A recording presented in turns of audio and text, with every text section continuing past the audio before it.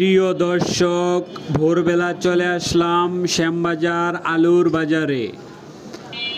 আপনারা দেখতে পাচ্ছেন আমরা একটি বিশাল আলুর ঘরে এসেছি। এখানে পাইকারি আলু বিক্রয় করা হয়। আজ আমরা জানবো আলুর দর। বিভিন্ন ধরনের আলু রয়েছে এখানে। আপনারা দেখতে পাচ্ছেন কোলেস্টেরলের আলু রয়েছে প্রচুর পরিমাণে। আজ জানাবো কোন আলুর দাম কীরকম। কোলেস্টেরলের আলু, কৃষকের ঘরে রাখা আলু রয়েছে।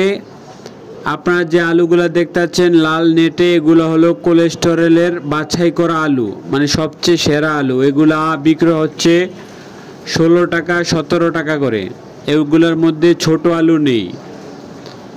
বাছাই করা আলু 16 টাকা 17 টাকা, আর যেগুলো একটু নিম্নমানের সেগুলো বিক্রি হচ্ছে 15 টাকা।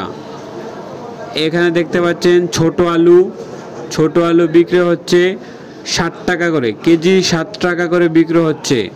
এখানে রয়েছে রিজেট আলু, এগুলো বিক্রি হয়েছে 5 টাকা 6 টাকা করে।